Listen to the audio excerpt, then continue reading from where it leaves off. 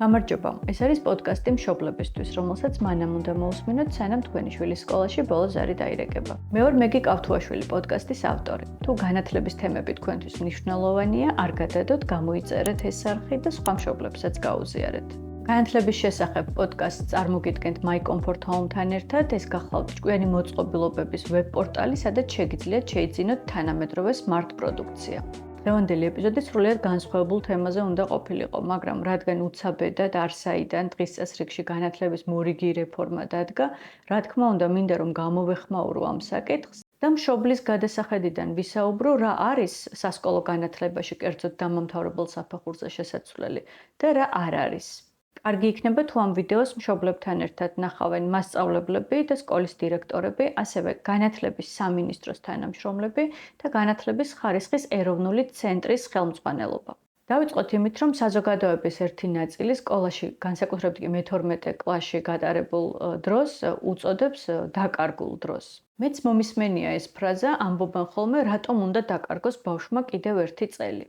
რა თქმა უნდა, ეს განცდა იმის გამო აქვთ, რომ სკოლა კი არ ეხმარება მოსწავლეს სწავლის გაგრძელებაში, არამედ ხელს უშლის.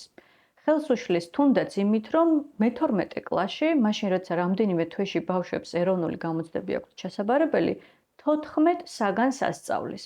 ჩვენ ხო ვიცით, რომ შეუძლებელია 14 საგანი ისწავლო და თან ეროვნული გამოცდებისთვის მოემზადო. საჭიროა, რომ მე-11, მე-12 კლასში ბავშვები აღარ სწავლობდნენ ამდენ საგანს და სამი ძირითადი დარგიდან ჰუმანიტარული, ტექნიკური ან საბუნებისმეტყველო გააკეთონ არჩევანი და ისწავლონ 4-5 საგანის სიღრმისეულად. პარალელურად გაიარონ პროფორიენტაციის კურსი იმისთვის, რომ პროფესია აერჩიონ გააზრებულად და დარჩენილი დრო მოახმაროთ იმ უნარჩვევების განვითარებას, რაც ბავშვებისთვის აუცილებელია. ნებისმიერი ლექტორი გეტყვით. ალბათ ყველა, უკლებლივ ყველა, რომ სკოლიდან უნივერსიტეტში მისულ ბავშვებს არ აქვთ ელემენტარული უნარები. მაგალითად, არ შეუძლიათ კრიტიკული აზროვნება, არ შეუძლიათ მსჯელობა, არ შეუძლიათ წაკითხულიდან აზრის გამოტანა. სისტემამ უნდა შეძლოს და იმუშაოს ამ უნარების განვითარებაზე. ევროპის ქვეყნებში 12 ან 13 წელი გრძელდება სასკოლო ცხოვრება მოსწავლეებისთვის. ეს იმიტომ ხდება, რომ კვლევების მიხედვით, რაც უფრო დიდხანს დაჰყობს ბავშვი სასკოლო სივრცეში, მით უფრო მეტია შესაძლებლობა, რომ მან მომავალში წარმატებას მიაღწიოს. გარდა ამისა, ნეიროფსიქოლოგიური კვლევებით ბავშვის კოგნიტური და სოციალური უნარები ყალიბდება 18 წლის ასაკში, ამ პერიოდში ასრულებს ჩამოყალიბებას. ეს პერიოდი საჭიროა იმისთვისაც, რომ მათ ჰქონდეთ დრო გააზრებულად მიიღონ გადაწყვეტილება, თუ რომელ პროფესიას აირჩევენ. თუ 17 წლის ასაკში ჩვენ ბავშვს გავუშვებთ სკოლიდან, ეს ნიშნავს იმას, რომ ჩვენ ბოლომდე ვერ ვიზრუნეთ მის განვითარებაზე და ყველაზე კრიტიკულ მომენტში, კრიზისულ მომენტში გავუშვით ხელი. რაც შეეხება საზღვარგარეთ სწავლის გაგრძელების შესაძლებლობას, შემოთავაზებული ცვლილებები უდიდეს ბარიერს შეგვიქმნის. თუ აქამდე საზღვარგარეთ სწავლის გაგრძელებას ახერხებდნენ ნიჭიერი ბავშვები და ასევე მდიდარი ოჯახების შვილები, შემოთავაზებული ცვლილებებით ნიჭიერები დაიჩაგრებიან, ხოლო მდიდარი ოჯახის შვილები კვლავ შეძლებენ ისწავლონ საზღვარგარეთ. ჩემი აზრით, ბევრი ადამიანი შემოთავაზებულ ცვლილებებს არასწორად იგებს, არასწორად ესმის. მეც წავიკითხე ესეთი კომენტარები, რატომ უნდა იაროს ჩემმა შვილმა 12 წელი სკოლაში, ის არ აპირებს საზღვარგარეთ წასვლას, მაინც სწავლის გასაგრძელებლად. როდესაც ბავშვი ამთავრებს სკოლას, ის მცირე ნაწილი, რა თქმა უნდა, მიდის საზღვარგარეთ და უმრავლესობა რჩება და ადგილობრივ უნივერსიტეტში აბარებს, ხო? მაგრამ ადგილობრივ უნივერსიტეტს ყავს უამრავი პარტნიორი, ისინი ჩართულები არიან მაგალითად Erasmus+-ის პროგრამებში.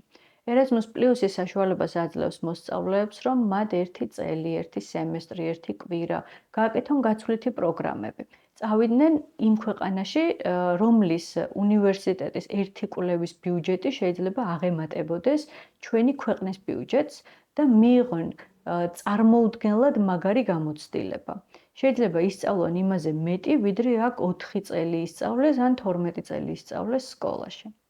ანუ როდის გაუჩნდება ბავშვს ეს შესაძლებლობა და სურვილი, რომ თავისი ცოდნა გაიღრმაოს სხვა ქვეყანაში, რაც უდიდესი გამოცდილება არის ახალგაზრდა ადამიანისთვის, ჩვენ ეს არ ვიცით. როდესაც ჩვენ ვიღებთ დღეს ამ გადაწყვეტილებას, რომ 12 წლიანი სწავლება შევამციროთ 11 წლამდე, ჩვენ ძალიან კარგად უნდა გვესმოდეს ამას რა მავნე შედეგები მოჰყვება. ეს ყველაფერი შექმნის უდიდეს ბარიერს, იმიტომ რომ უბრალოდ ჩვენი ბავშვები ვეღარ დააკმაყოფილებენ იმ პირობებს, რასაც მოწინავე ქვეყნების უმაღლესი განათლების დაწესებულებები ითხოვენ მათგან. ის შესაძლებლობა, რაც ამ წლების განმავლობაში ჩვენ შვილებს ჰქონდათ, იმიტომ რომ 2005 წლიდან საქართველოს ბოლონიის პროცესის წევრია, შეუწყდებათ და აღარ ექნებათ და მე მაქვს როგორც მშობელს შეკითხვა იმ ადამიანებთან, ვინც დგას ამ რეფორმის კონცეფციის უკან. რა სარგებელს იღებენ ამით ბავშვები? რატომ დადგა საერთოდ დღის წესრიგში 12 წლიანი სწავლების 11 წლამდე დაყვანა და რატომ არ დადგა დღის წესრიგში არასოდეს, რომ მე-12 კლასს შევძინოთ ის შინაარსი, რაც მას უნდა ჰქონდეს. პრობლემა არ არის ის, რომ სკოლის შენობები არ გვაქვს, პრობლემა არ არის ის, რომ კვება ვერ დავნერგეთ ამდენი წელი, პრობლემა არ არის ის, რომ სახელმძღვანელოები არის საშინელი ხარისხის, პრობლემა არ არის ის, რომ პროგრამა არის ძალიან გადატვირთული. პრობლემა არ არის ის, რომ დამლაგებლები არ ყავს სკოლაში, პრობლემა არ არის ის, რომ საპირფარეშოებიდან ცუდი სუნი გამოდის. ეს ყველაფერი არ არის პრობლემა. პრობლემა არ არის ის, რომ 14 საგანს ვასწავლეთ მე-12 კლასში და პრობლემაა ის, რომ მე-12 კლასი იყო ზედმეტი ამ წლების განმავლობაში. მაშინ რატომ დავაკარგვინეთ ამდენ ხალხს ეს 1 წელი? ანუ რას აკეთებდა მაგ პერიოდში განათლების სამინისტრო? მე უამრავი კვლევა ვნახე ამ დღეების განმავლობაში, მაგრამ რა სარგებელი შეიძლება მოჰყვეს 12 წლიანიდან 11 წლიან სწავლებაზე გადასვლას, სამწუხაროდ ასეთი ვერაფერი ვიპოვე. თუ თქვენ იცით ამის შესახებ, გთხოვთ რომ მომწეროთ კომენტარებში. მოკლედ, რომ შევაჯამოთ, განათლების სისტემაში ცვლილებები საჭიროა, თუმცა არა ის, რაც განათლების რეფორმის კონცეფციის ავტორებმა შემოგთავაზეს. საჭიროა, რომ სკოლის დამამთავრებელ საფეხურზე მოსწავლეები აღარ სწავლობდნენ 14 საგანს, ნაცვლად ამისა სწავლობდნენ ვიწრო პროფილური მიმართულებით, ტექნიკური, საბუნებისმეტყველო ან ჰუმანიტარული მიმართულებიდან, მათი არჩევანის შესაბამისად 4-5 ძირითად საგანს სიღრმისეულად და სწავლობდნენ არა რეპეტიტორებთან, არამედ სკოლაში და სკოლაში მიღებული ცოდნით გადიოდნენ და აბარებდნენ წარმატებით ეროვნულ გამოცდებს. გარდა ამისა, მნიშვნელოვანია, რომ ამავე საფეხურზე, ანუ მე-11 და მე-12 კლასში, მოსწავლეებს ჰქონდეთ პროფორიენტაციის კურსები, რათა მათ გააზრებულად გადადგან ნაბიჯი პროფესიულ სამყაროში და გააზრებულად გააკეთონ პროფესიული არჩევანი. ასევე აუცილებლად არის სამუშაო მათი უნარჩვევების გაუმჯობესებაზე. იმ უნარჩვევების, რაც ხშირად, როგორც ლექტორები ამბობენ, ამ ბავშვებს არ აქვთ და უნივერსიტეტში სწავლის გაგრძელება და სწავლის პროცესი ძალიან უჭირთ. ასე რომ სამუშაო ძალიან ბევრია, როგორც ხედავთ, არც ერთი პერსპექტივიდან ბავშვისთვის, მოსწავლისთვის სასარგებლო არ არის 12 წლიანი სწავლებიდან 11 წლიანზე გადასვლა. ეს არ იქნება მომგებიანი მომავალი თაობისთვის და რაც მომავალი თაობისთვის მომგებიანი არ არის, ის არც ქვეყნისთვის არის მომგებიანი. რაც შეეხება უნივერსიტეტებში დაგეგმილ კიდევ უფრო უხეშ ჩარევას, ეს აუცილებლად ჩაითვლება კონსტიტუციის დარღვევად, იმიტომ რომ საქართველოს კონსტიტუციის 27 მუხლის თანახმად საქართველოს უმაღლესი საგანმანათლებლო დაწესებულებების ავტონომია და აკადემიური თავისუფლება ხელშეუხებელია.